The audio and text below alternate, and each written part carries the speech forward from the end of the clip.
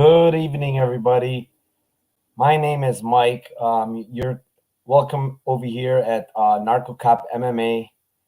This is my YouTube channel, and this week we will be going over Dana White's Contender Series, week number 8. We've been on fire. Man, I mean, it's been a great run. We're looking to add to it. I have a lot of plays this week. Hopefully, they pan out. But like usual, I'll start off by going over last week's plays real quick, and then I'll bring in both my guests. I have two awesome guests today. We're gonna have a great show, man. I feel it. I feel it this week. So let me go over last week's plays first.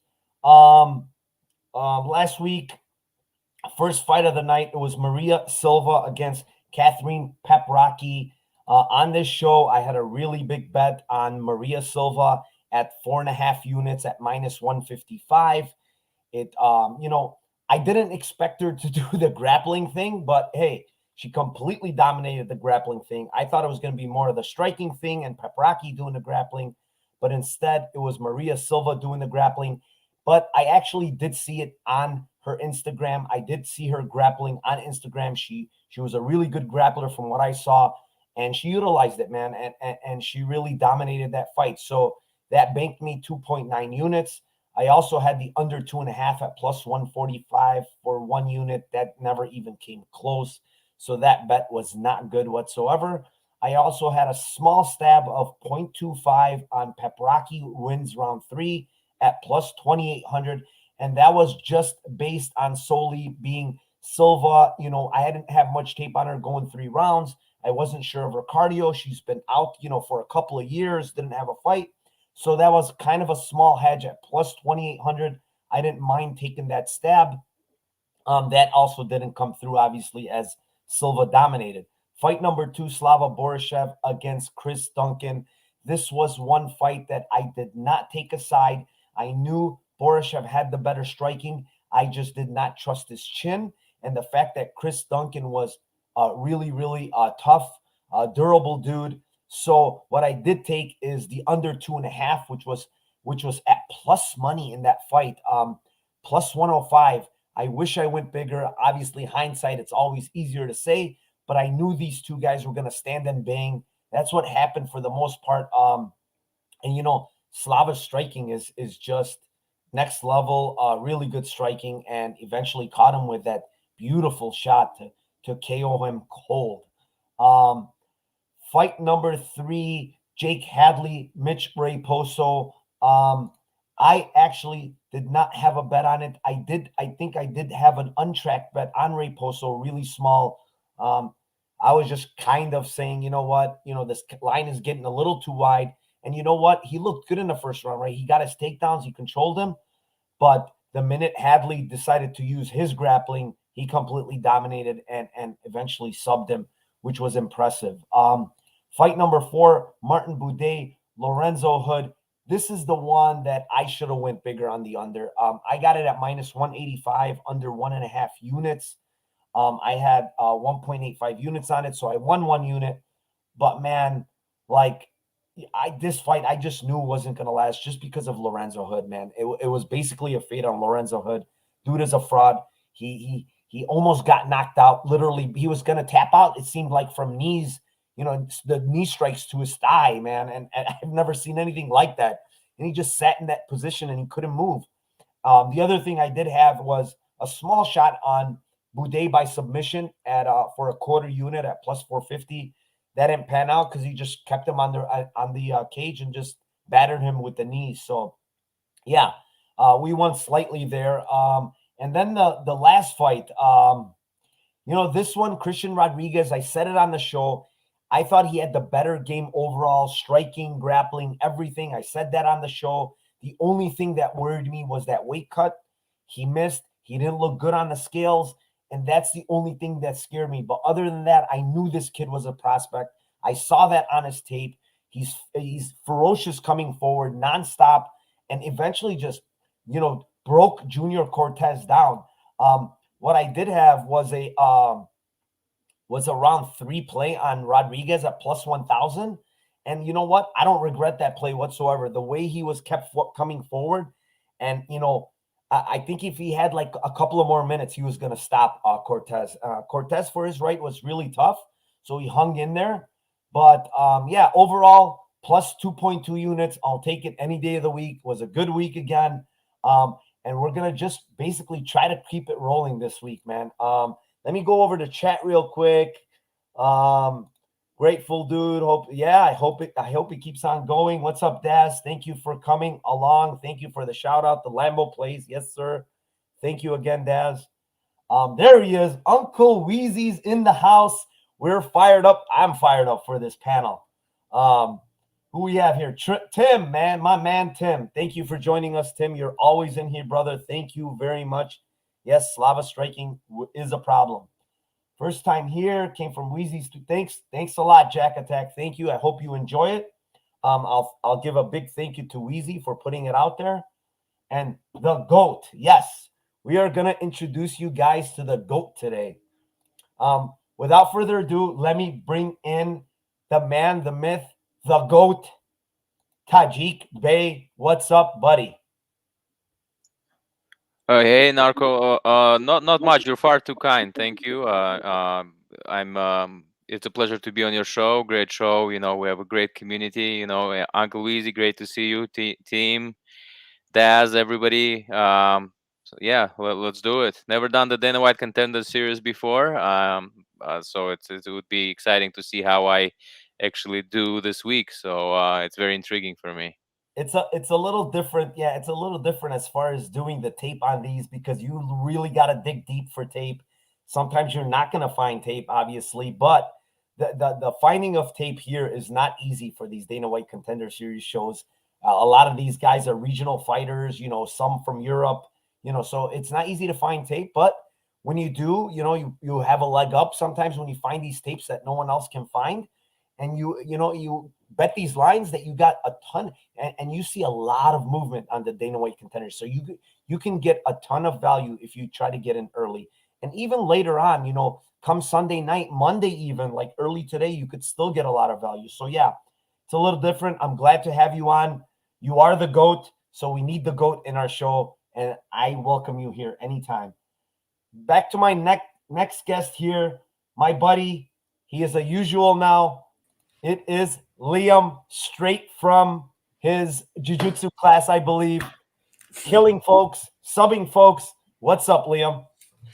Absolutely. Narco, I didn't even make it to jiu-jitsu today, so I could try and get as ready as possible for the show. I also got beat the heck up, man. I did 2.5 hours at comp class yesterday. So rest day today and back on the mats tomorrow, but excited to break down this card with you guys. I've been watching, that obscure tape that you've been talking about, trying to snipe some of it out and asking you where I couldn't find it myself. So good guys versus the bookies, my friend. Let's get after it.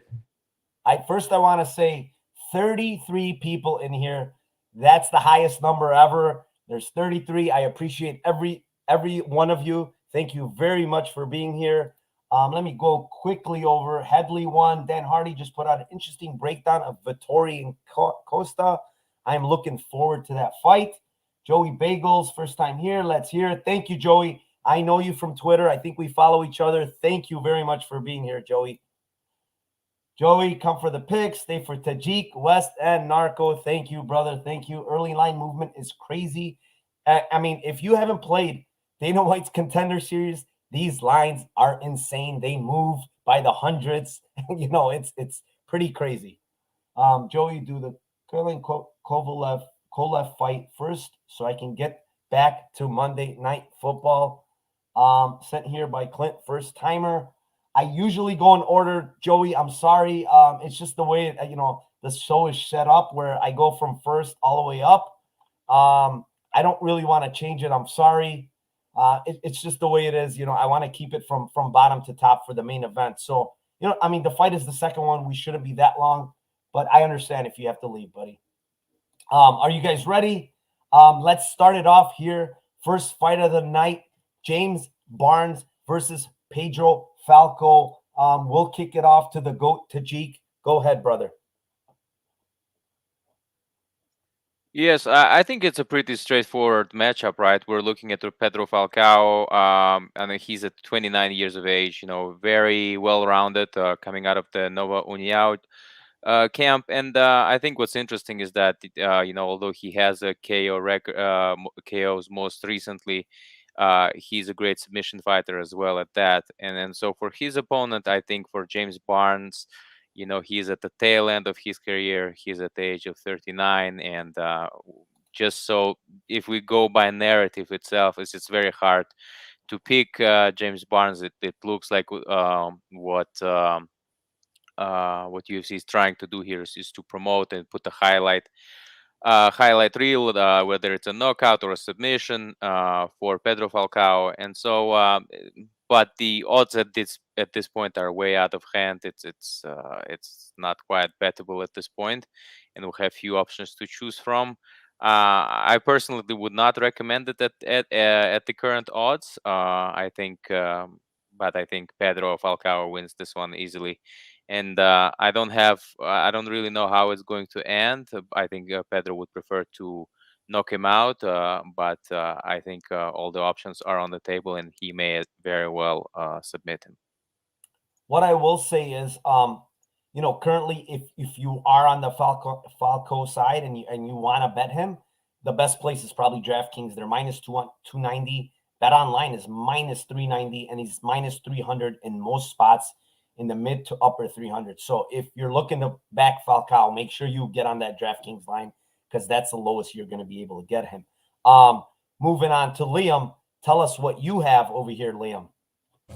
Absolutely. And, unfortunately, where I'm located, I can't get access for some reason. I don't know what it is in terms of like the policies with the companies, but DraftKings doesn't offer or maybe DraftKings does. FanDuel, one of the sites doesn't offer their betting lines for Contender Series in New Jersey for whatever reason. So I have a harder time getting access to the widest, variance in lines here. But what I will say is, Tajik mentioned it. This is a guy who's a Brazilian Jiu-Jitsu black belt, the younger guy. He's been training Jiu-Jitsu since he was 9 years old.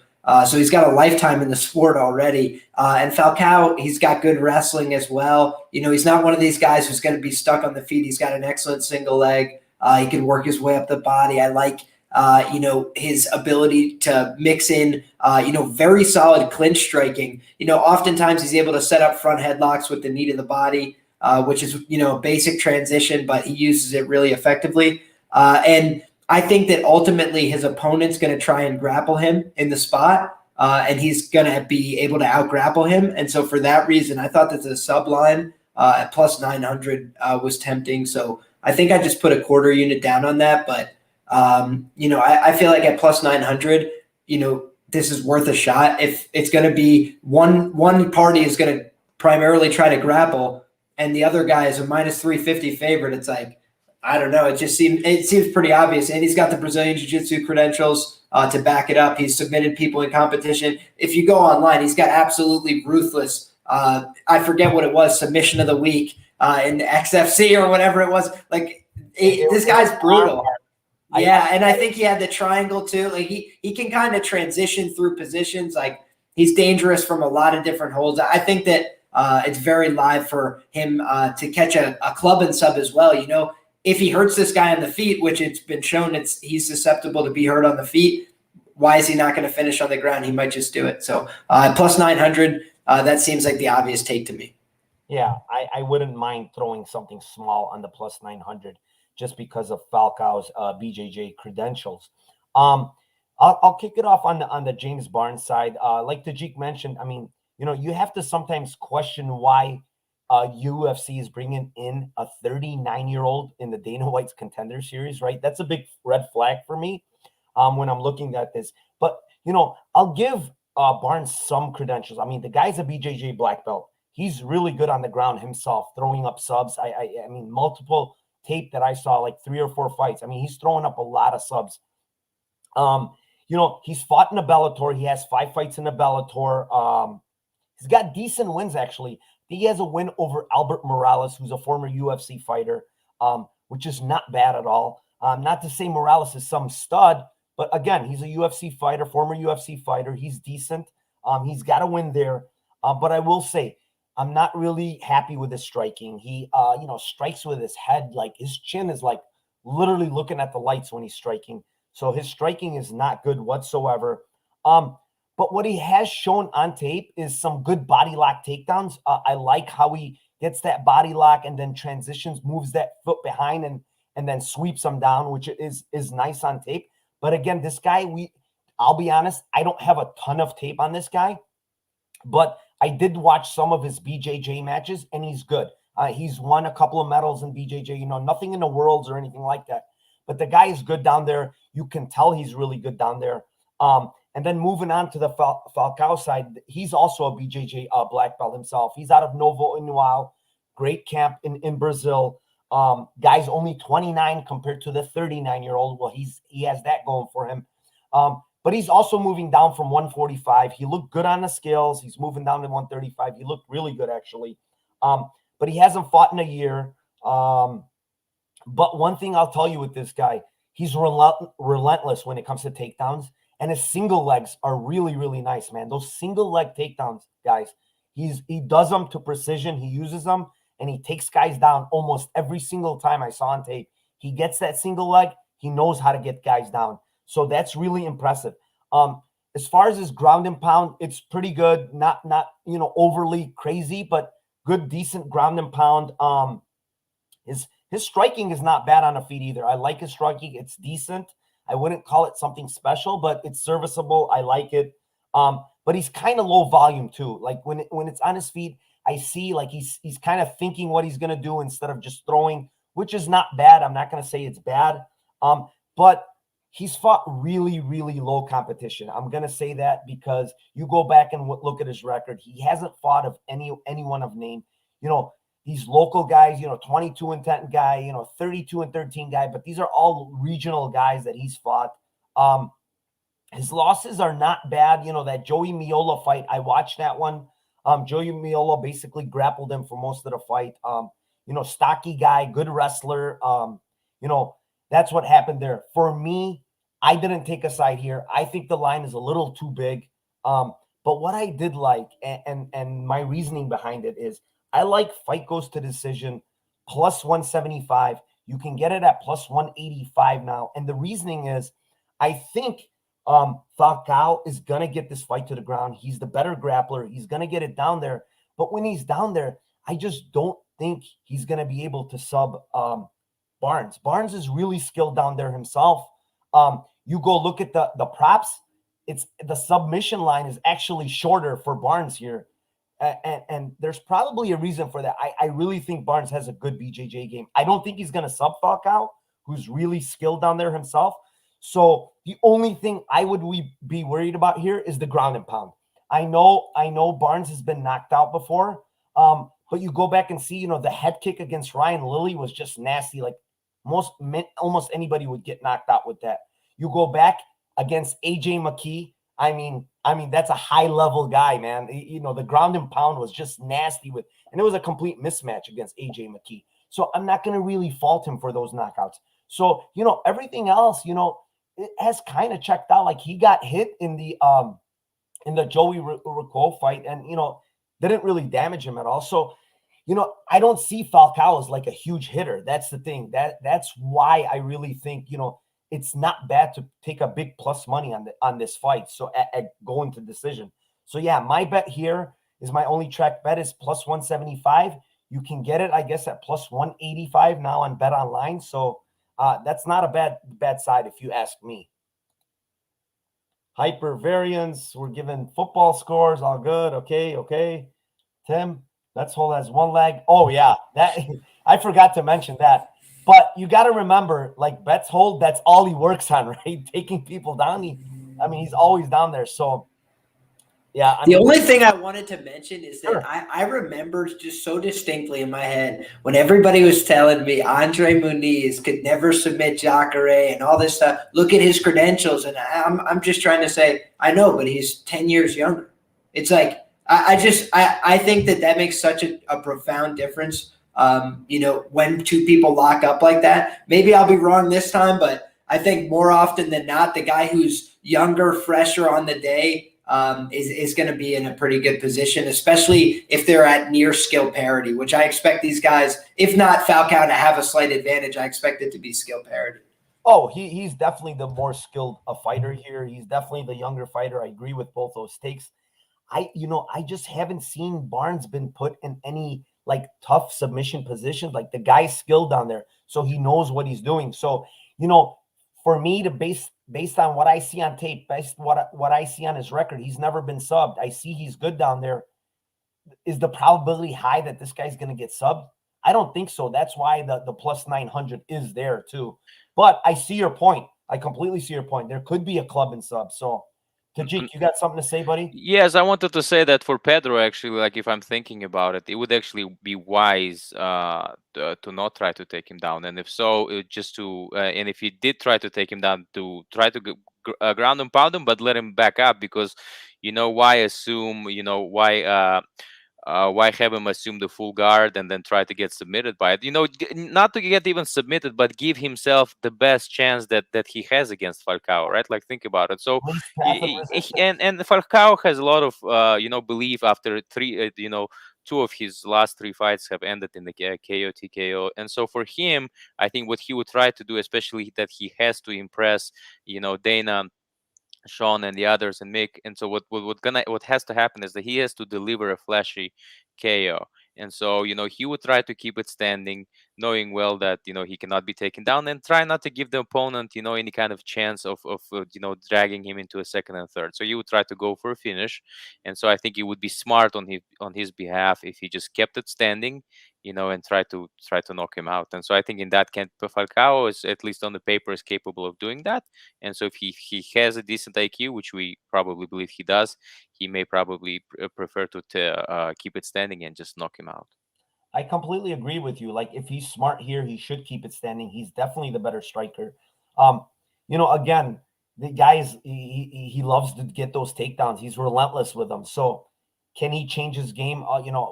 In this fight, which he should. I agree with you. If he's doing any type of tape on this guy, he should stay standing.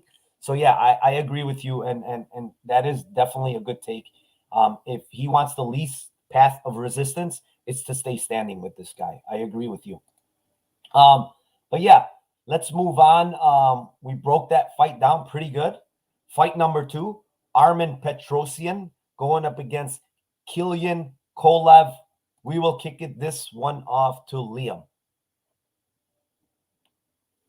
Okay, yeah. So this is the fight that I've probably done the least amount of actual tape on. So I don't have a very strong opinion here. I did think that the line movement was really what fascinated me about this matchup.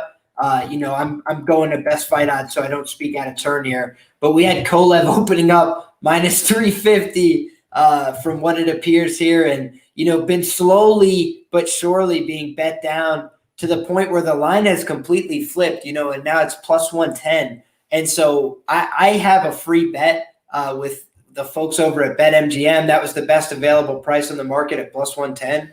And I figured that, if there's going to be a market contraction and there's going to be a buyback, it's probably going to start around now. So this might be the best available price you can get on him. So I took advantage. I have a free bet. Put a unit down, bada bing, bada boom. On Kolev. On Kolev? Nice. So I can literally I did a lot of tape on actually this fight. I'm kind of pissed that I didn't catch the plus 275 on Petrossian. But the guy fights out of Academy MMA. It's in Russia. Really good fighters actually out there. Safarov from the UFC, Magomedov, a bunch of really good Russian fighters are from that camp. So I know he gets in good work over there. The guy has a really good Muay Thai background, really, really skilled striker. You see it in his kicks. His body kicks are nasty, man. He's got really long legs. Very, very dangerous striker with a lot of power.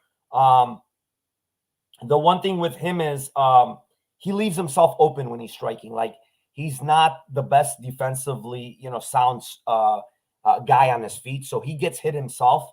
But, with him is like he's looking to land on you. So that's what he wants. So in turn, he's leaving himself open for counters. when getting taken down, he's got decent get-ups. The guy gets taken down, I will admit. But, he's getting taken down in that fight against, Alaskarov. This guy's a good wrestler, man. You could see it on his tape. The guy is a really good wrestler. Minikov, another good wrestler. These guys are good wrestlers taking him down. But, his get-ups are not bad. Like, he's not laying on his back. He's not sitting there. He's fighting to get up. He's getting up a lot of times. And then what he wants to do is catch you with his hands, right? So, in those spots, he's looked good. The fight against Hassan Yusufi, he basically traded. I think they traded left hooks. His didn't land. The other guys landed, and it was a clean knockout. I mean, very nice knockout. I'm not sure of this guy's chin, obviously. He got knocked out cold, but the punch was nasty. He didn't see it. The guy has a lot of Muay Thai fights, a lot of fighting background. I mean, he's really, really good on his feet. And then to switch off to the Kolev side, the guy has a background in judo, I guess. He has some kind of judo background regionally or nationally in Bulgaria. Decent takedowns, not bad. What I noticed on tape is he's throwing punches to kind of like close the distance so he can get his takedowns. Decent power on his feet. But, what I did see from him was just 1-2s, 1-2s, 1-2s, never a third, never a fourth. Doesn't, throw those 1-2 left hook, right hand, nothing like that. It's basic 1-2 striking, which, it wasn't bad. They were straight punches. I will give him that. But a red flag that I did see with him is his cardio did not look good. In the fight where he went 3 rounds with, let me get this guy's name, because, Kaman Georgiev, he has 25-10. When you look at this guy, I can't find a damn age on this guy anywhere. This guy looks like he's 45 to 50 years old. Very, very slow when you watch tape. Like, this guy's extremely slow. But you go look at the fight, and it's like life and death for Kolev in that fight. It's not a good look for me. The guy is very, very heavy on his lead leg. That's another thing that's not good to be against a guy like Petrossian, who has vicious leg kicks. He's fought extremely, extremely low-level guys, man. Again, I say this on all my shows. When you are 8-0, 9-0, and you're fighting a guy that's a newcomer, making his professional debut, and then you're fighting another guy that's 0-4, these are red flags for me. You shouldn't be fighting these guys if you're some kind of prospect 9 fights into your career. It's a red flag. His whole career is a red flag, honestly. When you look at it, he's fought absolutely nobody. It's a big red flag. I will say I missed the line at plus 275, but honestly, I don't see why at minus 105, I put 2.1 units on Petrossian. He's the better fighter. If he gets taken down, I really believe he's going to be able to stand up. And in the stand-up, he's the much better fighter. He's going to piece this guy apart. And I just don't see Kolev taking these shots from Petrossian. He's got nasty striking. Going against Narcops, not EV. Yeah, it can be. Maybe like sub, round 3, once Barnes. Okay. Agent Cardio, huge reasons for the other one. You're right. Kovalev is a good hammer, but how is he? He's not good as a nail. I'll tell you, go watch that 3rd round with that guy that I just mentioned. He's not good as a nail. Petrossian, that's a great line, Tim. That's a great line. Kolev gonna gas bad. Yes, he gasses very bad. That's another thing. This guy's taking the Khabib route. Doubt he's anywhere near Khabib, Jack. But you guys have anything else to add? Maybe some disagreements with me or I don't know. That's just what I saw from tape. I kind of was pissed that I didn't get 275 plus 275. I can't believe that was out there. Sure.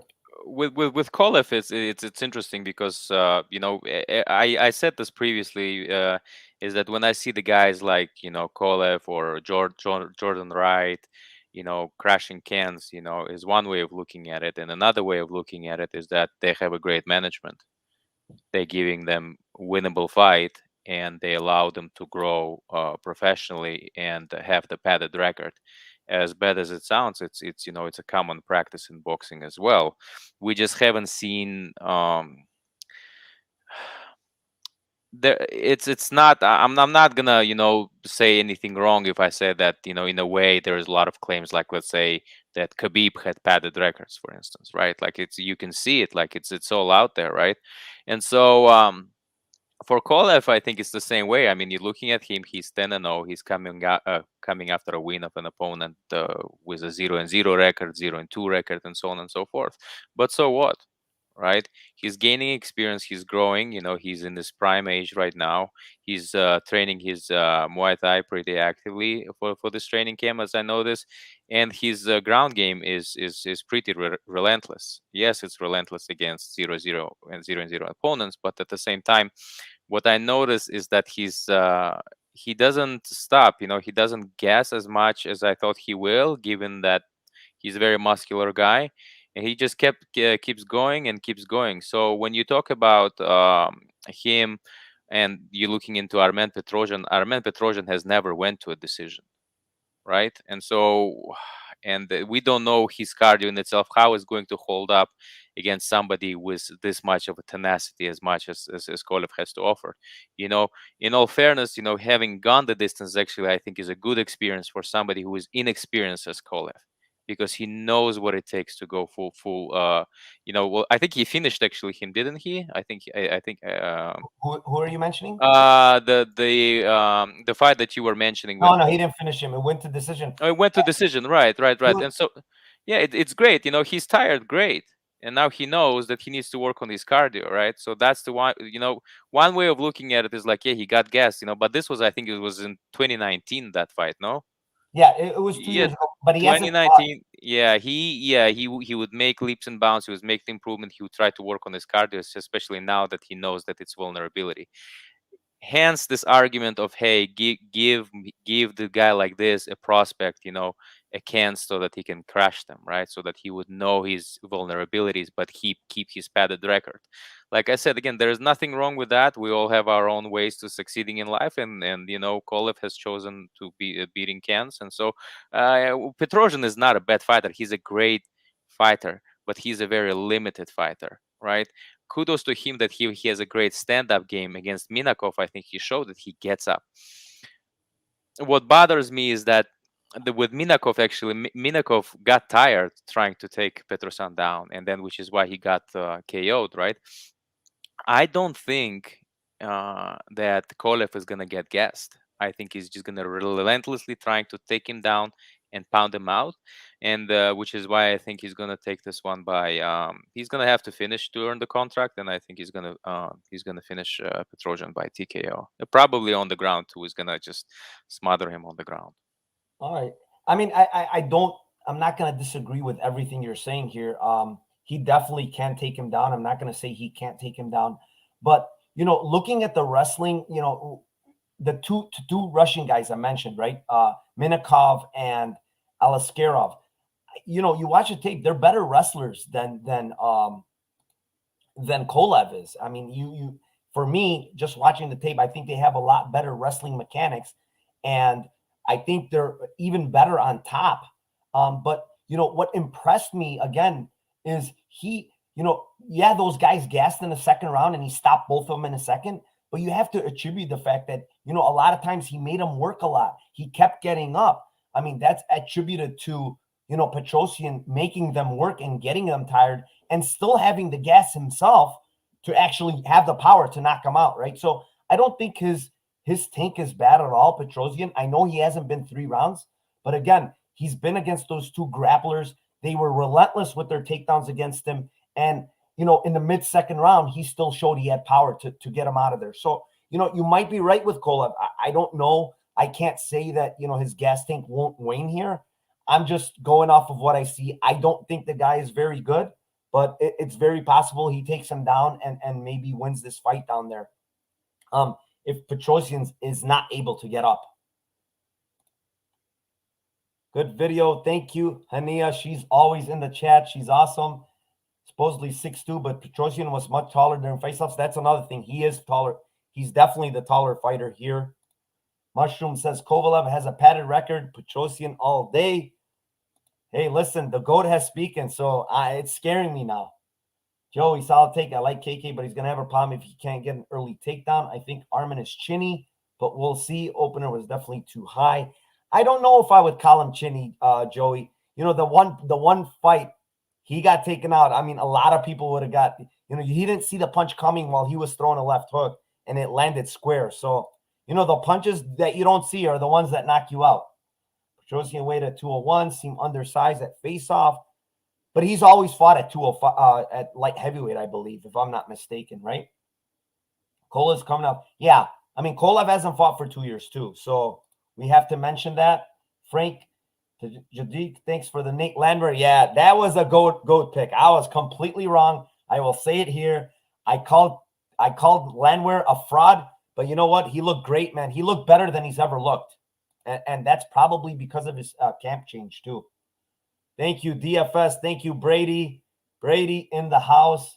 Chance, I am secretly Petrossian. I have good cardio. All right, Chance. Liam, are those Christmas lights in your crib? You betcha, man. I was half thinking about jumping up and plugging them in when somebody pointed it out. Yeah, I mean, yeah, Jack, he got knocked out. But, you know, again, I'll say it. It was a perfect left hook against the left hook, and his land, you know, the other guys was shorter and landed better.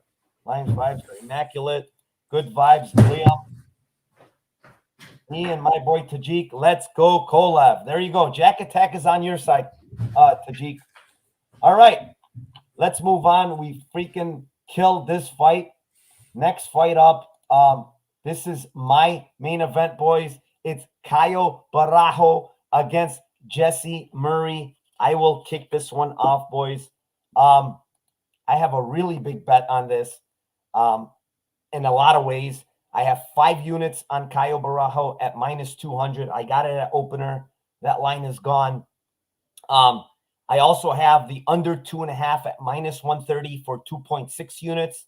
I also have 1 unit on Barajo by submission +175. And here's my reasoning.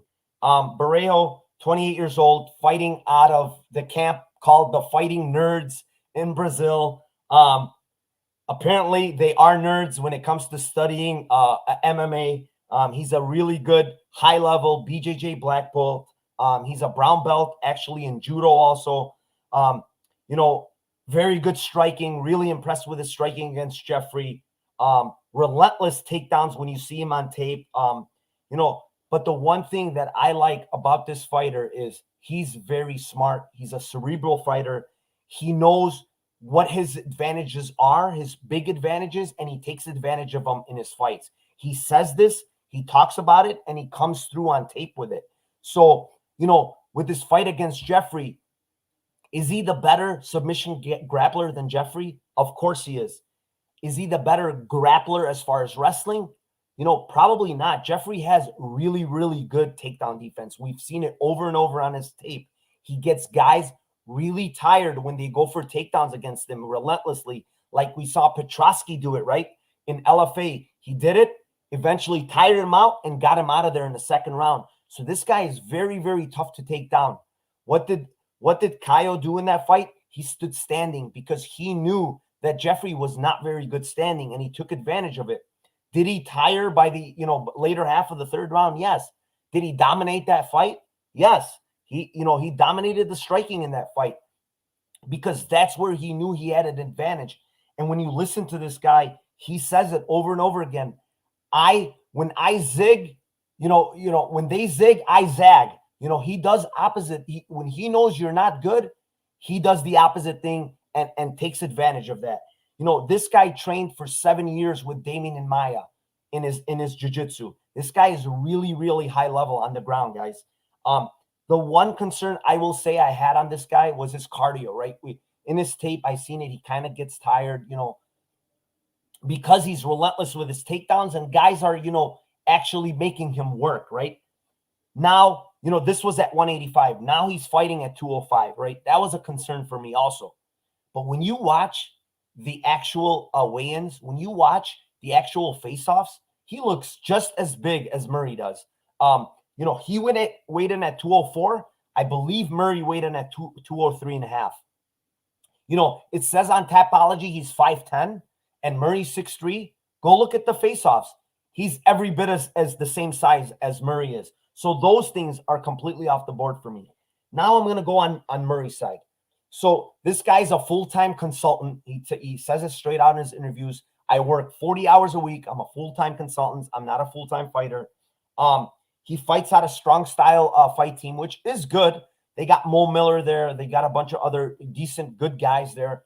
But again, this guy's not a full-time fighter. He has a Muay Thai background, decent striking. But guys, when I tell you horrible takedown defense, this guy right here has horrible takedown defense. Go watch his tape against Hailey. Go watch his tape against other guys. He's constantly getting taken down like with a breeze. So if you're getting taken down by a breeze, and I know that Kaio is a cerebral fighter and he knows this from your tape, I think he's going to go for takedowns here. And guess what? Down there, Murray's not good whatsoever. It's night and day compared to what Kaio has down there and what Murray has defensively. He's going to slice through him. He's going to do whatever he wants. My submission prop at plus 175, I like it a lot. Is it capable of KOing him? Yes. Ground and pound. We've seen it.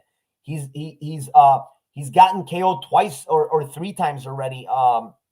Murray has. I believe in all of his losses, it's by stoppage. One of them was injury. So you go back and watch the Butcher fight. He mounted him really easily and ground and pounded him out. So I honestly do not see how Murray's going to win this fight unless he catches him on the feet. But again, Kaio has not shown like he doesn't have a chin. The guy has a chin also. So I think this is one-way traffic, boys. Will I bet him at minus 490, 560, 650 in some spots? No, probably not. It's just not. I don't like betting those big, long shots. But will I play the under still? Yes. Will I play him inside the distance? I will probably add the inside distance because I think he's stopping this guy. And I'm really, really confident in this pick. I will move it over to Tajik. What do you have to say? Sorry for the long-winded breakdown. No problem at all. I mean, you've done a lot of great research, and I think everything you said is spot on. Kaio has a chance. It's his second time he's fighting on the Dana White Contender Series, and he has to prove himself. I think somebody mentioned in the chat, Team Troiano. Yes, I think it's a great comment. Is that he's not going to get the contract? If he doesn't go, for a finish, and I agree with him. And so I think what's going to happen is that, as you said, Murray's takedown defense is non-existent. He's going to take him down, soften him up, and then what's going to happen is probably going to assume the full mount. Murray is going to give his back, and then Kaio is going to win this one by a rear naked choke. So this is my official prediction. Kaio by a rear naked choke. Let's go round one. I don't know what are the props, probably a little bit crazy, but it's just that's the way it's playing in my head. I love it. The GOAT is on board with me. Tell me where you're at, Liam. Please don't disappoint me here. No. I'm very similar, right, boys. I just wanted to give you that moment of silence, get a little bit of the blood ticking. You got me sweating there. Damn.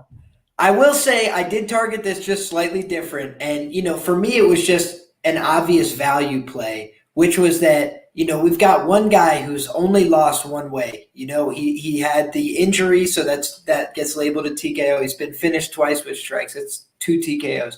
So he's been finished 3 times due to TKO, and it's plus 400 for him to get TKO this weekend.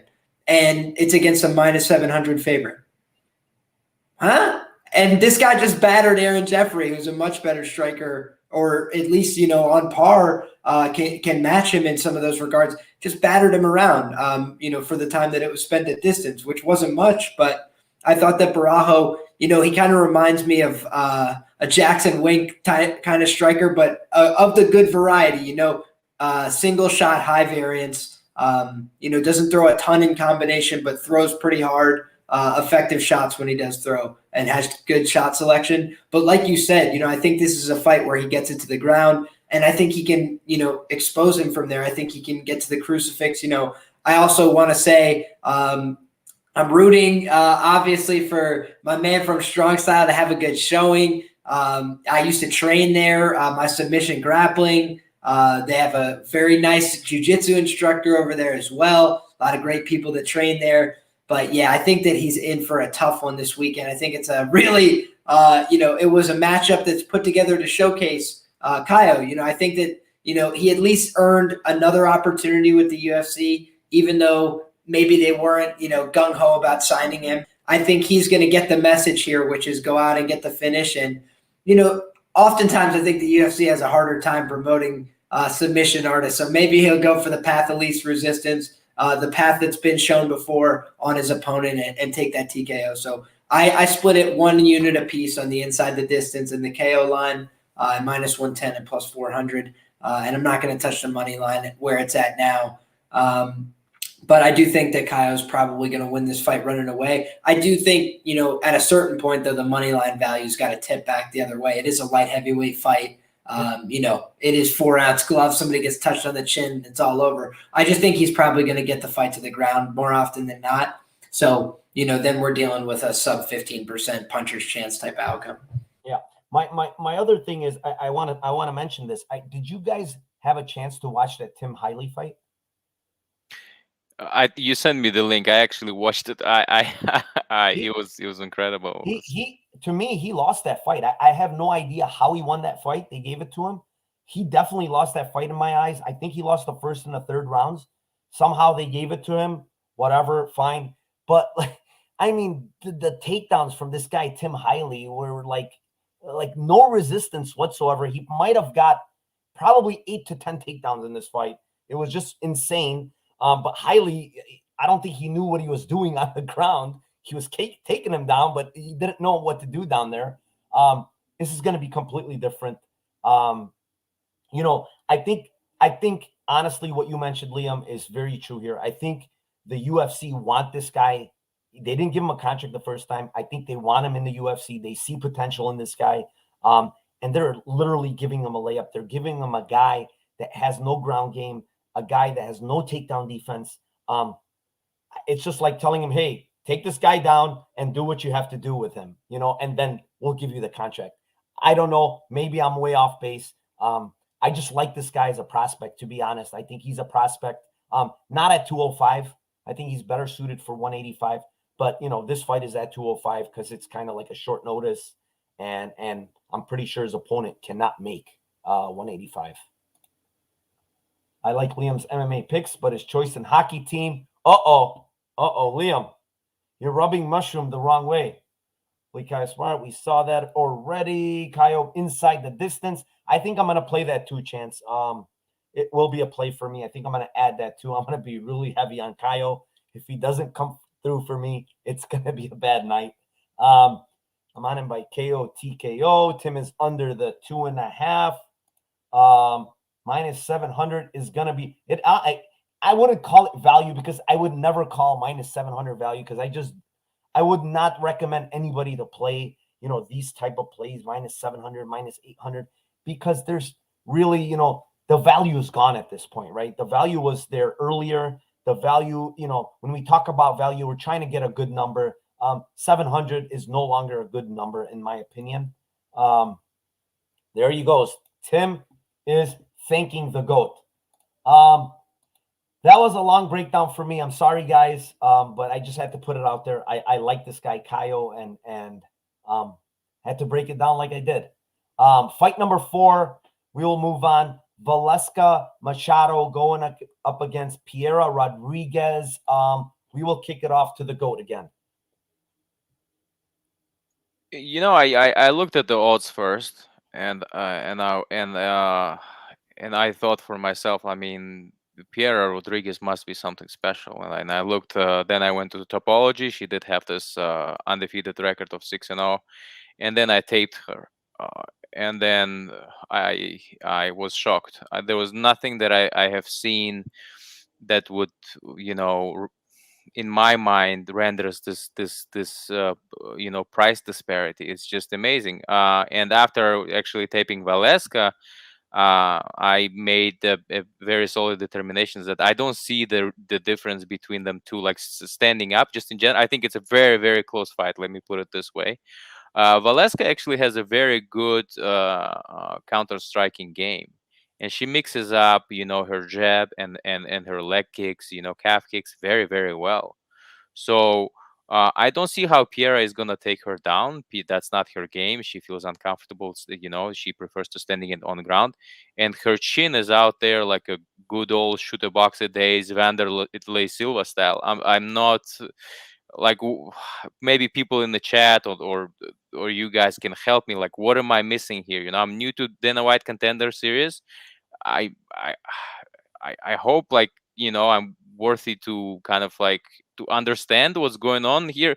I just can't wrap up my mind around that minus 380.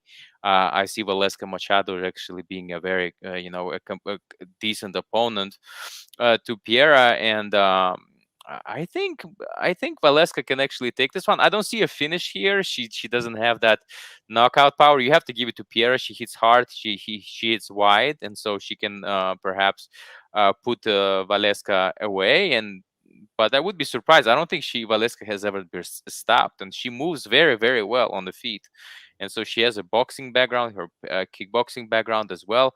And actually, like I was surprised to see her underhooks are pretty good, and in clinching, like she's very, very well. So even if you try to take her down, I mean, her trips, her sweeps are actually pretty good. She prefers it standing, but if Piera guesses out, I could totally see her, not trying to take it down, but during an exchange somehow end up on top of Piera. But all in all, I think it should be a good stand-up match, which I think is very close. And for the thrills, I'm gonna go ahead and pick up Machado by decision at plus 700. Awesome takes there, Tajik. Liam, what do you have here? Yeah, so I told you before I came on that there was two matchups that I wasn't as clear on in terms of like my read yet. So I'm going to dig deeper into this one before I have, a clear money line read. But there was a bet that kind of was standing out to me. I'm probably going to end up putting at least a half unit on this and maybe a little bit more, which was the fight goes to decision at plus 150. And to me, for a ladies fight, that just seems a little bit interesting to me. Normally we see those lines the other way, and the price is not that exaggerated for the under 2.5. So to me, that's like the odds makers are shading towards the fight might end in that 12.5 to 15-minute range. But I don't know. I don't see it. I think at plus 150, that's probably a decent enough spot. So I might get involved for a half unit there, no matter which side I end up liking in this matchup. Because nothing about the matchup stands out to me as like insta finish either way, or one girl, she just gets it to the ground or something. So I think the value might be there at plus 150. Awesome. I agree with both you guys. I like Machado's side here. I agree with everything Tajik said in his breakdown. Very good breakdown. But I also agree with Liam here. One thing I will say about both girls is they seem to be very durable on tape. I didn't see any one of them get hurt in their fights. They've taken good, solid strikes. They take them and they both march forward. What I will say is both girls are very aggressive. I'll start out with Machado. She's the younger fighter here. She's 26 years old. She has a kickboxing and boxing background, Muay Thai. She has some Muay Thai in her. What I do like, and I don't think it was mentioned with Machado, is very, very, very good knees and elbows in the clinch. Really nice knees, really good elbows. In the Ribeiro fight, she hurt Ribeiro a couple of times with knees, with those clinch knees. She has a nice plumb clinch, and knees up the middle. She throws a lot of volume, man. This girl throws a lot of volume. She's moving forward a lot of pressure. She has a good jab. I really like her jab for women's MMA. Really solid jab. But again, she has some flaws. I'm not going to say she's a perfect fighter. What I didn't like is when Ribeiro was pressing forward, she was literally like running backwards with like her chin up, and that's not a good look for me because you can get clocked like that. Doesn't look good to me when you do that. But she did get clocked in that sequence. She didn't even get, chin checked or anything. She wasn't hurt. She just took it and came forward. But when she's throwing punches and she's coming forward, she's throwing a lot of punches with her feet, like kind of like unbalanced, throwing punches wildly. She's not really sitting down on her punches when she's coming forward. So she's throwing them in volume, a lot of volume, but she's also like running forward, kind of like throwing them and not with a lot of power.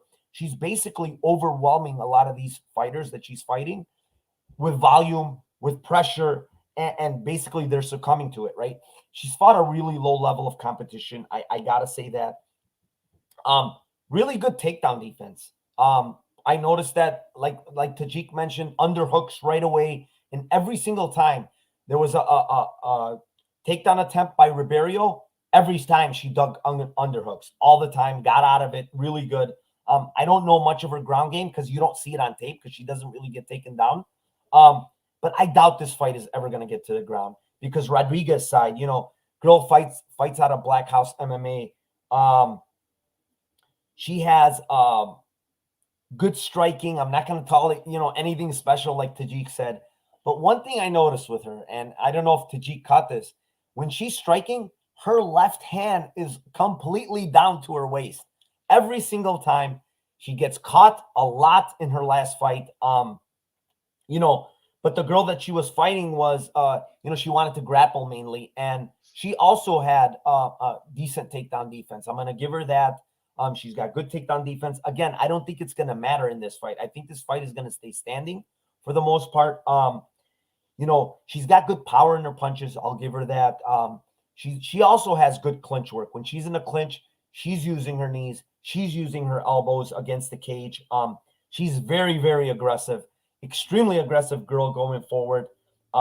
She has good lower leg kicks. She throws them. Good cardio. Been 5 rounds. That fight with the last fight against Gotsik. It was a 5-round, fight. She went into the fight 5th round and eventually stopped her with ground and pound. She also has around 3 KO stoppage. So this girl has good cardio. It shows on tape. She's relentless. But again, this is like a clash of 2 girls that are very aggressive. Both of them are good strikers to me. It's not like one is completely on a different level with striking. So why is this line minus 380, 370, 390? I don't understand it whatsoever. You're getting, to me, you're getting a ton of value just betting Machado here because I don't think it's going to be that much of a disparity when it comes to striking. Both girls are skilled at striking. Has Rodriguez faced a better competition? Yes, the one fighter in Gotsik. That's about it. The rest of the girls she's fought are regional fighters in her hometown of, I believe it's Venezuela. Like, she hasn't fought anybody either. So to me, plus 280, I haven't bet it yet. It's plus 290. I just see money keeping on trickling in on Rodriguez's side. So I'm just going to wait.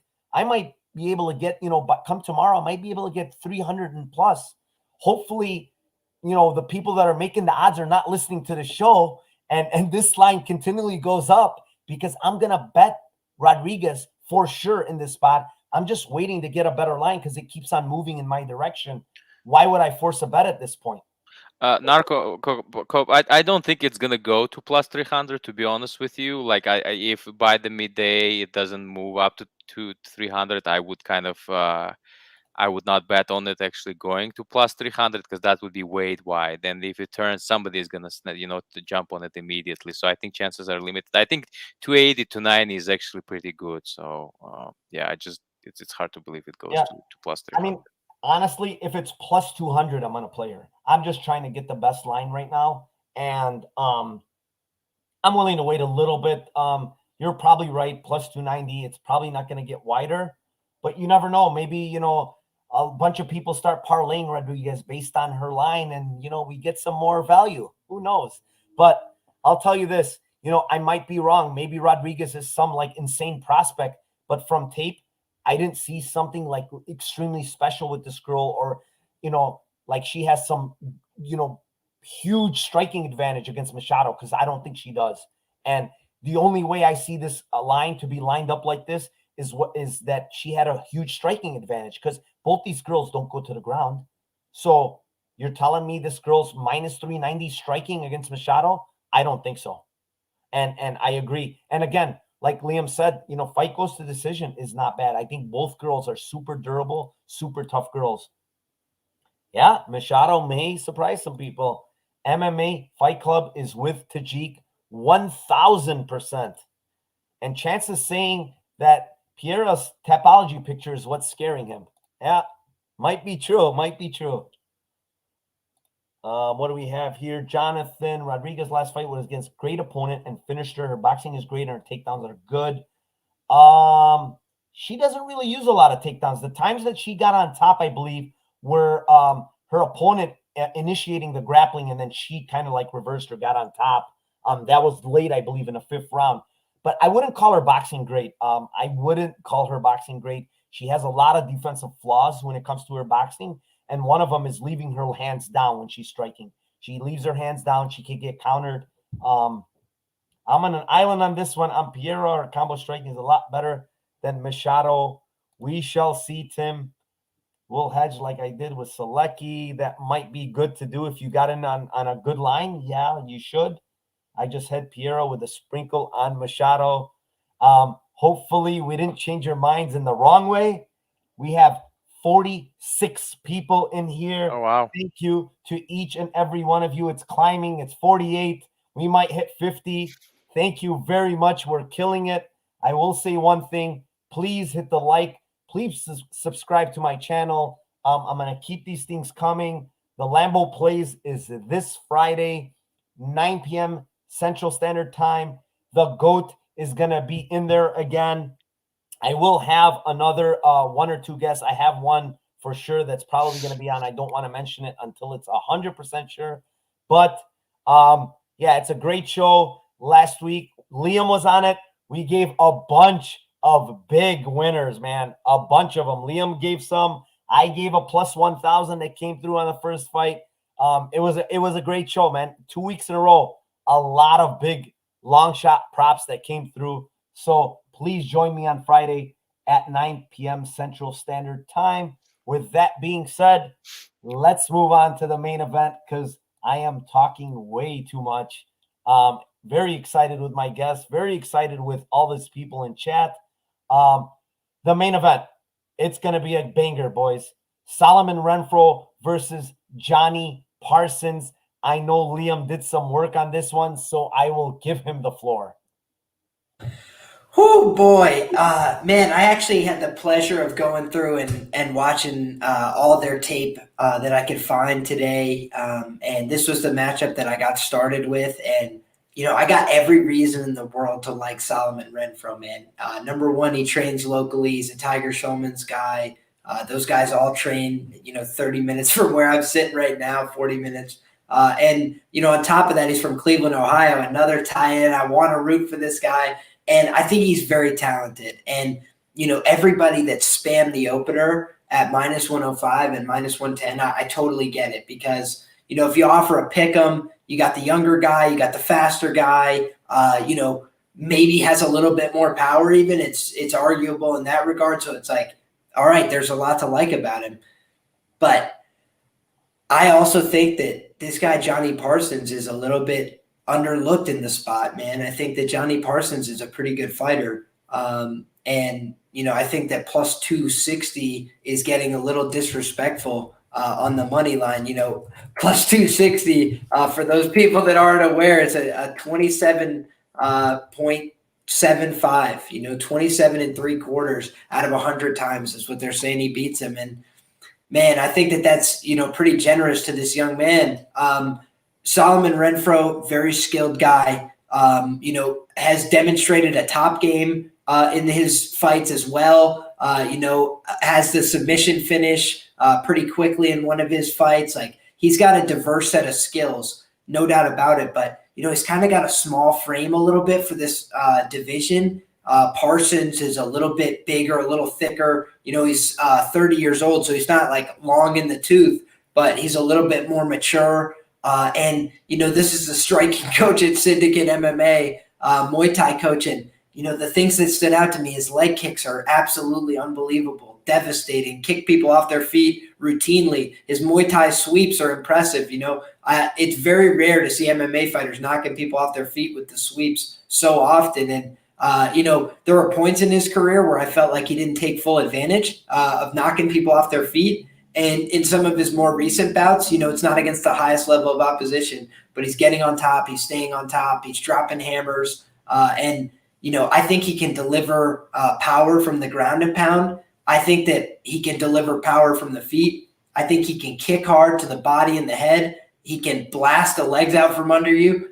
The guy's an effing problem. And when I went further and further back on the tape, I had noticed he talked about, I want to show off my ground game. People don't think I have it. When I went back to his amateur fights, I think it was his last amateur fight, the guy goes out there trying to wrestle him, and he hits a whizzer throw, hips over into the mount, and beats the hell out of him, and never let the guy back up from the mount. So it's like he actually demonstrated to me some core competencies on the ground early in his career, and he's been improving. He's been training with high-level fighters.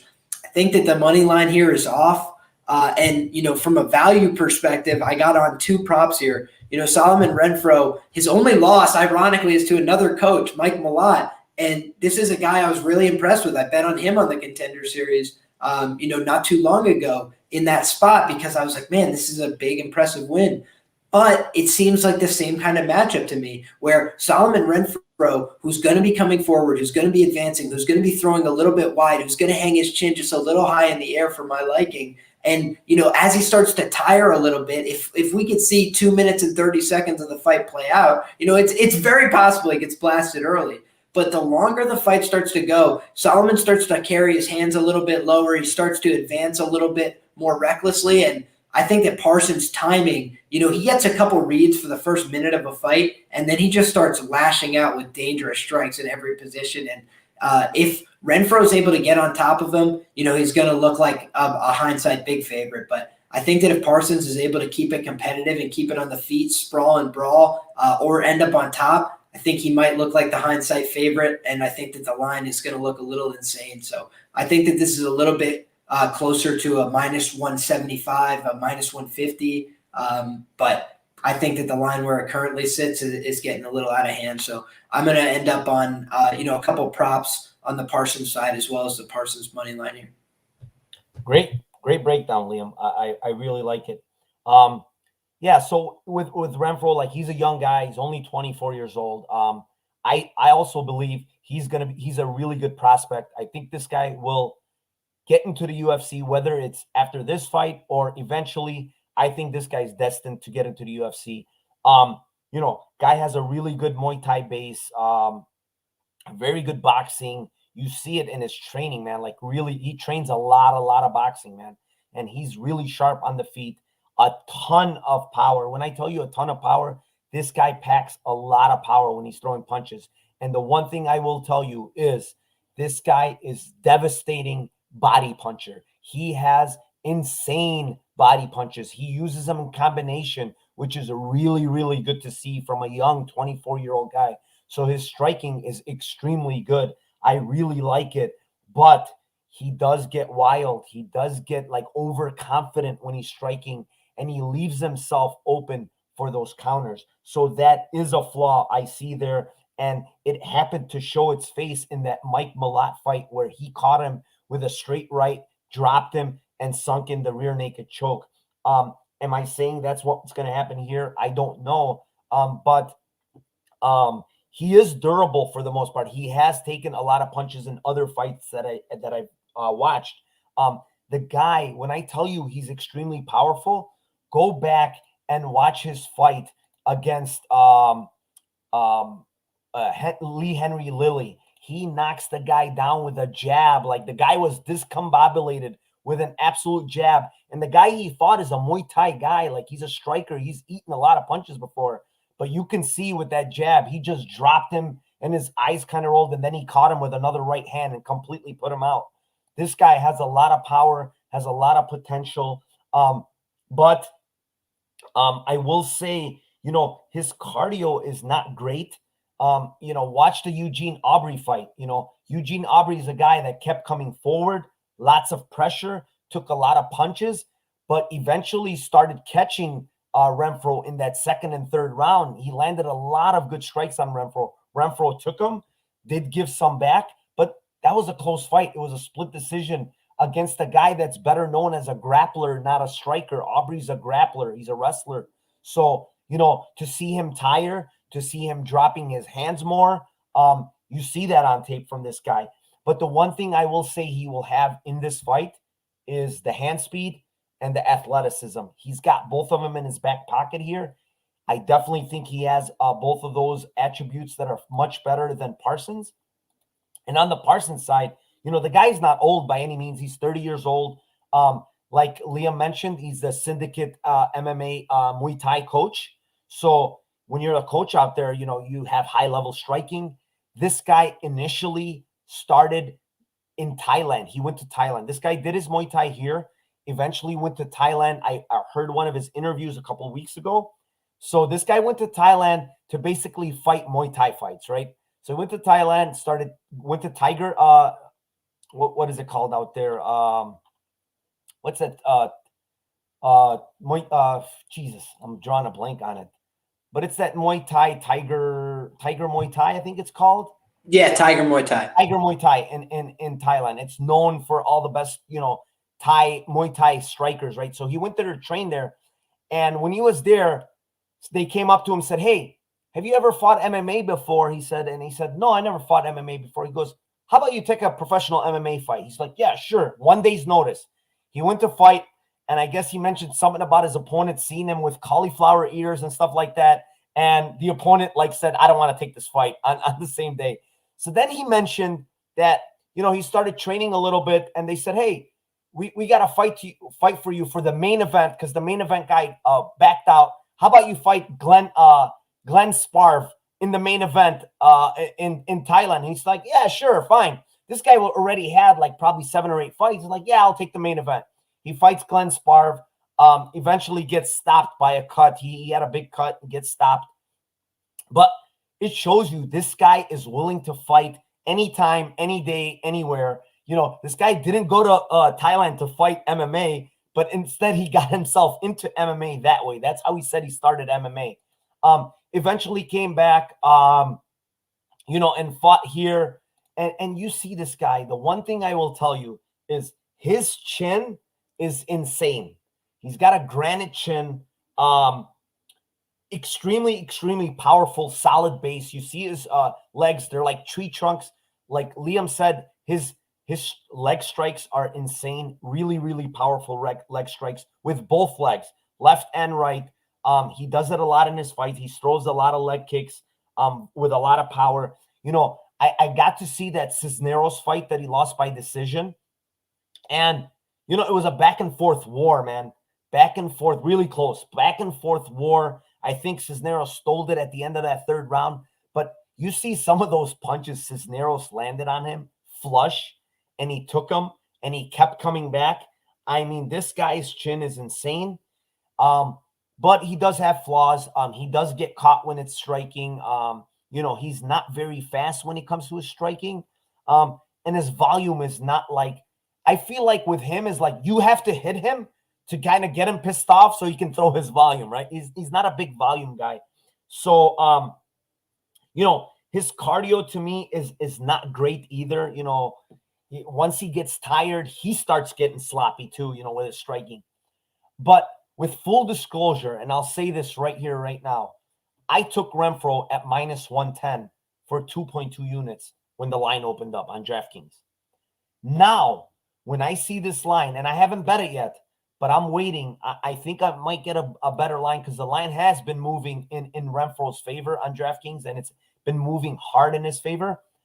What I will say is I am going to bet Parsons here because not because I'm hedging, but because I'm thinking this line at this point is off. Is Solomon Renfro the bet at -110? 100% it is. Is Solomon Renfro the bet at -140, 150? Yes, he is. But is Solomon Renfro the bet at -330? No, he's not. Parsons is not a bad striker, guys. He's a really good striker. That's why he's the Muay Thai coach. He has a lot of power, like Liam said. We've seen Renfro hurt against Mike Malott, who's far less powerful than Parsons is. One thing I will say with Parsons, in his other fights, he's fighting at 195. He's fighting at 185. This guy's not fighting at his weight. So his dedication apparently wasn't there. I don't know what the deal is. Why is he fighting at 195? I don't get it. He's a thicker guy, but I think his right, the fighting at 170 is probably where he should be at. I will say another disclosure at weigh-ins, it looked like he had a hard time because he was sweating. His hair was all, he probably went until last second. He needed the actual little, round cage or whatever you call it to lose that half pound by taking off his clothes. But he made weight. He looked decent. It didn't look like he was drained. I expect this fight to be a banger, man. And, is one of these guys going out? Maybe, but it's going to be a banger. I think it is. And there's a reason why it's a main event. I like the fact that it's a main event. I'll move it on to Tajik. Go ahead, Tajik. But yes, thank you. I think it's going to be a great fight. It's just like you said, it's very hard to justify betting Renfro at these odds, and definitely I think that Parsons is a value bet here. I wasn't impressed, to be honest with you, much with Renfro, to be honest with you. Like his game, kind of to me, except for body shots, I think his body shots combos were really, really good. But to me, he appeared to be low volume. Tactical, good striking, but then I don't think it's not anything that Parson hasn't seen. I mean, after all, he is, like you said, he's a striking coach, and most of his stand-ups, it's actually an ideal case scenario for him. He's fighting a guy who is, so far is what we see, at least in his professional career, not taking the grappling or wrestling route all that much. I think all in all, they're very well matched for each other. I just feel like Parsons is very durable. I think his overall boxing is a little bit better than Renfro's is. And he's durable enough. I don't think has he ever been finished. I don't think he has ever been, unless by a cut, right? His debut, on 1 day's notice against an experienced guy. He got cut and they stopped it. Yeah, I think I taped him, and I think he's gonna do well. I like the matchup. He's definitely a value bet. I don't know if he can finish. Mushroom actually I think gave a good comment in the in the chat if we could kind of like pick the method and most confident picks and stuff like that. I think, yeah, definitely we can do that. To me here, I'm not confident all that much, but I think Parsons can take this one. And I don't know if Renfro is the type, although his record indicates that he's a finisher, and for Parsons as well, I kind of see it more like playing out standing up, but I feel like it's gonna go to a decision. I don't see Renfro finishing Parsons, and even more, I don't see Parsons finishing Renfro. So to me, I would go with Parsons by decision. So that would be my best bet. Awesome. Yeah, I don't hate that, because I think just because Malott caught him and subbed him doesn't mean Renfro doesn't have a chin. He has a chin. I taped him up plenty in his fights. He got hit a lot. Like I said, that fight against Aubrey, he got hit a ton in the third round, took him flush and kept coming. So he does have a chin. I just think, he got caught off guard because he was he had it in his mind that he wanted to knock out Malott, and Malott caught him with a nice straight right. And he stunned him. I think he wasn't like he was out. And with him stunning him, Malott did the best thing and just jumped on that guillotine real quick, which was really, really smart. What's up? Go ahead, Liam. So I actually think I might have forgot to mention this during my breakdown, but the props that I ended up on for Parsons was the inside the distance at plus 300 and the sub line at plus 2,000. And everybody will, accost me, I'm sure, for that bet, because they're like, why are you betting a Muay Thai coach to win by sub? But just because we've seen it before, and we've seen, Solomon Renfro, like you mentioned, he actually is durable. But what he doesn't have is discipline with his hands. So he might get stung and caught, but it's not very likely, like Tajik said, that he's just going to get flatlined out cold, in my opinion, because he's 24, and his ability to recover when he gets hurt and hit is probably much higher. That being said, we've seen the blueprint. What happened was he got hit, he fell face down, and he then turns up and goes to stand, giving his back, naturally, instinctually. And if he does that again, all I'm saying is that I've seen Parsons, 5, 6, 7 years ago, take somebody's back with the quickness and almost rip their head off on a sub and rush the position, ended up losing it. But he's vicious and he will try and go for that if it presents itself during the fight. And at plus 2,000, the only way we've ever seen Renfro lose, I'll take it. What is Parsons by decision? Just out of curiosity. I will give you that right now. Parsons by decision is plus 600 on Bet Online. Okay. That's not bad. Yeah, I mean, we're kind of all in agreement that we see Parsons the value here at this price, and we kind of also agree that at even money, Renfro was probably the value at that point. The younger fighter, the fresher fighter, all that stuff. The guy's been in the ring more recently, is Renfro. He's been fighting actually at a pretty good clip, I believe, if I'm not mistaken. Yeah, he's fought twice already this year. He fought twice last year. So the guy's been in the ring. He's doing the work. He's young. He's getting better. He's in a good camp. Tiger Schulman's, like you said, really good striking camp over there in the East Coast. That's about it. Unless you guys have any other takes, let me go to the chat real quick. Dan Goldstein, thank you for joining us. He says, Renfro does not do well against mullets, and Parsons has a big mullet. So Renfro early, Parsons late. Yes and no. I don't like Parsons' gas tank either. It's not the best, but you might be right. And then also I'm concerned with his weight cut. I don't know what that's going to do to his cardio either. Parlayed Renfro at minus 150. That's not a bad look. Fight doesn't go to distance. Minus 325 is the best bet here, I think. Minus 325? Is that line right? Doesn't go? Holy cow. It is minus 325. Plus 250 goes to decision. Yeah, but you can get under 2.5 at minus 150. Why would you bet that? It's minus 150 on DraftKings, or was. I don't know if it's there anymore, but it definitely was today. I saw it. I would never play the fight doesn't go. I would instead, if you have access to DraftKings, it was under 2.5 minus 150. Mushroom says, can the panel each give their most confident pick and method for this card? This guy wants a Lambo play. This sounds like a Lambo play, boys. I would love to give Go ahead. Tajik, you like Lambo plays. Go ahead, brother. I enjoy them. So the most confidence probably is going to be Caio Borrajo by submission.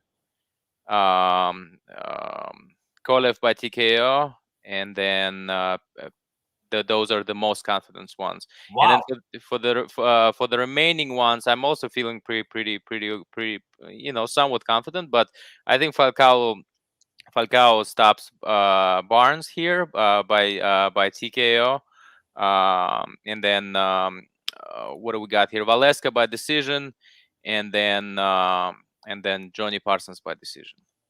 Awesome. Liam, you got anything for the mushroom here? Absolutely. I'm going to go just slightly different here. I'm going to go Kai Barajo by KO at plus 400. I'm going to go, let's say Falcao inside the distance, minus 150. I like that one. And because of the huge age gap, cover both ends there. Older fighters, 39 and above, tend to get knocked out a lot. Those would be my two most confident. And then, I think, value money line, Parsons is my favorite value money line. I think I have the most on him as an underdog this week. Not bad, not bad. I guess I got to be kind of boring because I really like Caio. I really like Caio sub. plus 175. The other bet that I do not mind whatsoever is Machado by decision plus 550. You can get that on Bet Online. I don't mind that at all. I think if she wins, it's by decision. Rodriguez is very tough. But yeah, plus 550 is not a bad look by decision for Machado. I know it's juice big time, but I generally cannot think of a version of this fight where it goes to distance. Yeah, I mean, but that's the thing, right? When you go striker versus striker, and sometimes and both guys are durable.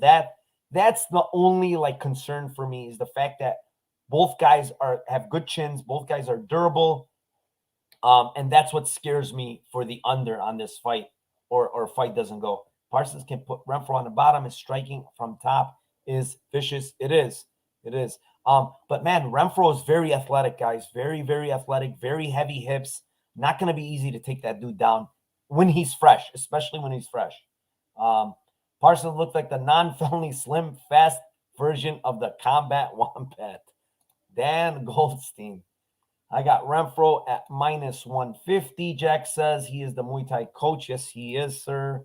Parsons, classic example of value, but still will get KO'd round one. People that bet him will still think they have value, but if he would have made it to round two.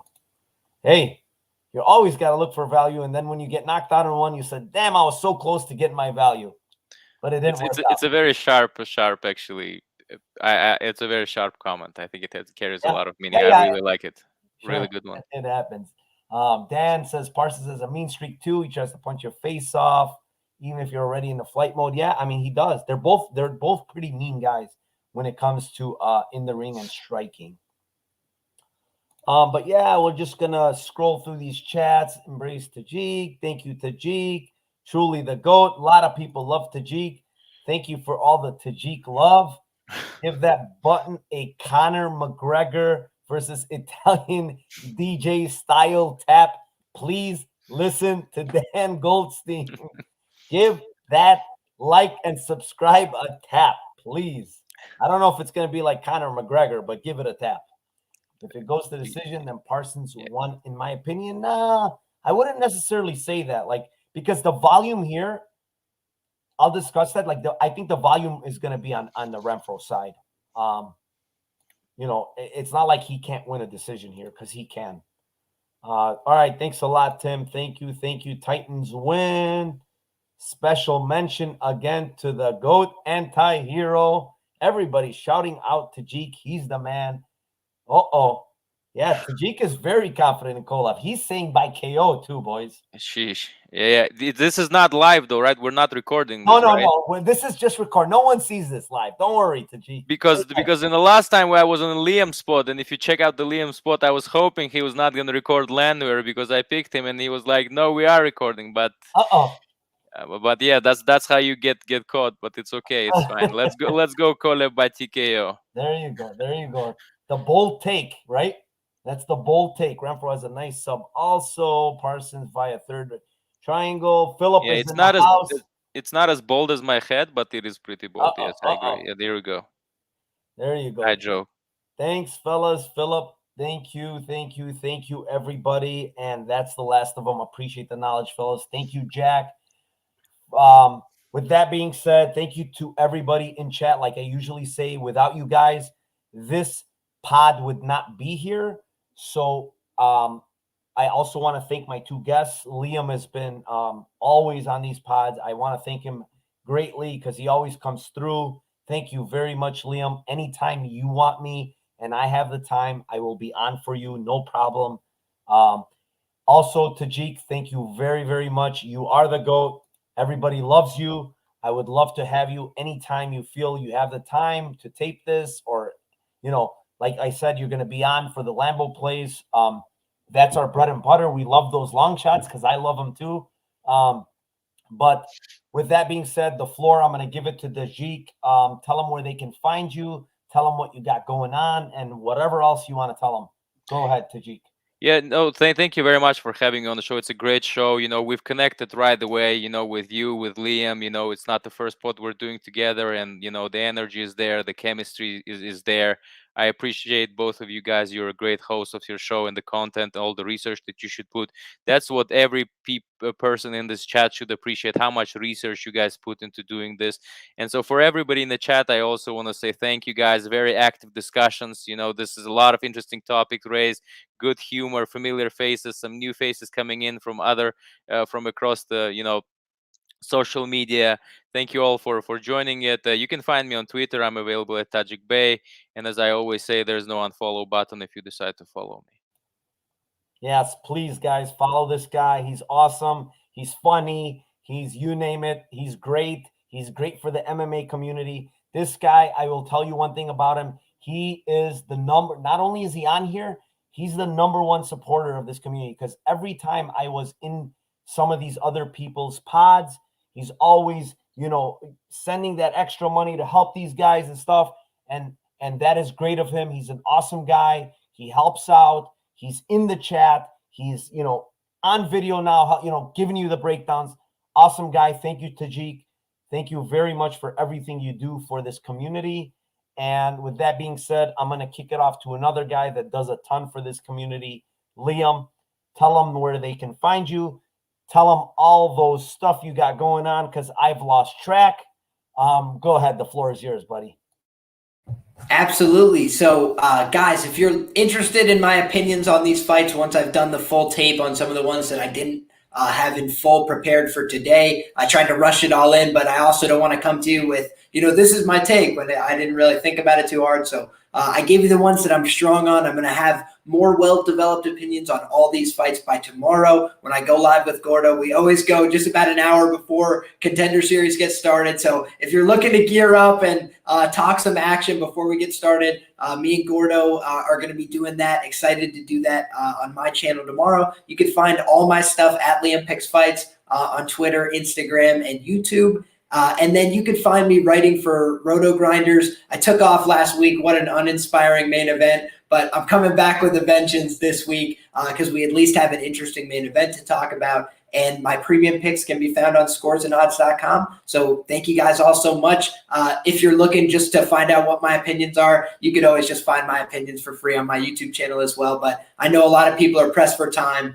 Scores and Odds, pretty convenient resource if you're just looking for picks, 3 to 5 sentence breakdown on why I'm getting there. Awesome. Thank you again, Liam. Great guy, great capper. Follow him, go to his YouTube, subscribe, do whatever you have to do.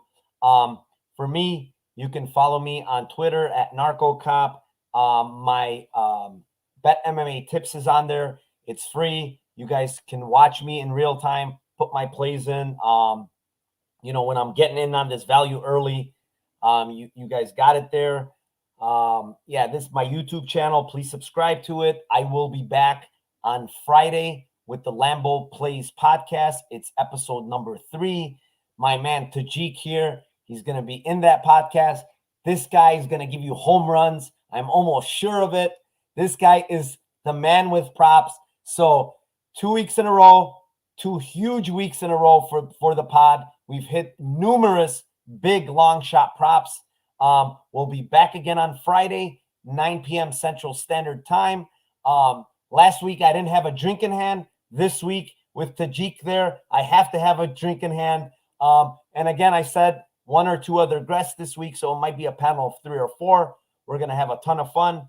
Thank you, everybody, for joining us this evening. This is a long-winded hour and a half. We've been going, 42 people still in here. Thank you so much, guys. It's been a wonderful podcast.